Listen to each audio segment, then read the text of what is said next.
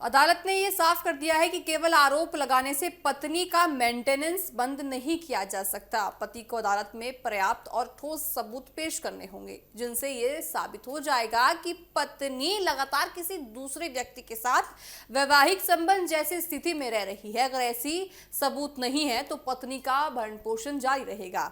ये पहली बार नहीं है जब अदालत ने इस विषय पर टिप्पणी की हो। इससे पहले भी पंजाब और हरियाणा हाईकोर्ट में भी हो चुका है। किसी महिला का किसी दूसरे व्यक्ति से एक दो बार मिलना ये साबित नहीं करता कि वह उसके साथ लगातार विवाहेतर संबंध में रह रही है। यानी हर एक शादी जैसे संबंध को लिविंग इन एडल्ट्री नहीं कहा जा सकता। कानूनी विशेषज्ञों का मानना है कि सुप्रीम कोर्ट का यह फैसला भविष्य में परिवार न्यायालयों के लिए एक महत्वपूर्ण मार्गदर्शन साबित होगा। अब इस मामले में केवल आरोप के बजाय ठोस सबूतों पर ज्यादा जोर दिया जाएगा। इस फैसले से उन मामलों में भी पूरी तरह से देखिए एक रुख अलग हो गया है जहां पत्नी मेंटेनेंस की मांग कर रही होती है और पति ये दावा करता है कि पत्नी किसी दूसरे व्यक्ति के साथ रह रही है। अब अदालत केवल शक या आरोप नहीं बल्कि सबूतों के आधार पर अपने फैसले सुनाती है। यानी सुप्रीम कोर्ट ने साफ संदेश दे दिया है कि कानून ना तो केवल आरोपों पर भरोसा करता है, ना ही बिना सबूत किसी महिला के अधिकार को खत्म करता है।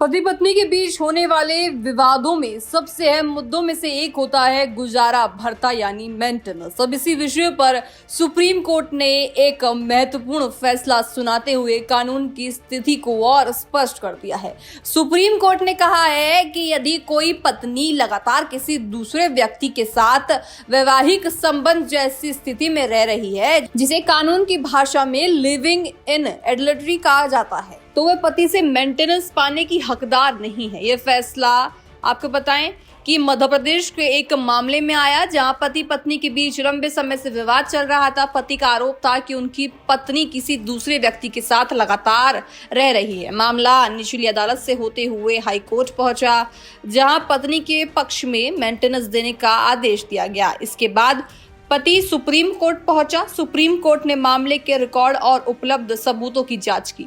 अदालत ने पाया कि केवल आरोप नहीं बल्कि परिस्थितियों और सबूतों के आधार पर यह देखा जाएगा कि क्या पत्नी वास्तव में लिविंग इन एडल्ट्री की स्थिति में है। इसी आधार पर सुप्रीम कोर्ट ने हाई कोर्ट का आदेश रद्द कर दिया। अपने फैसले में अदालत ने एडल्ट्री और लिविंग इन एडल्ट्री के बीच का कानून अंतर भी स्पष्ट कर दिया। कोर्ट ने कहा कि एडल्ट्री का मतलब केवल विवाह के दौरान किसी अन्य व्यक्ति के साथ संबंध होना हो सकता है, लेकिन लिविंग इन एडल्ट्री का अर्थ है कि कोई व्यक्ति लगातार और स्थायी रूप से किसी दूसरे व्यक्ति के साथ पति पत्नी की तरह रह रहा हो। यानी केवल एक बार मिलने, किसी अफवाह या संदेश के आधार पर नहीं माना जा सकता कि पत्नी लिविंग इन एडल्ट्री में है।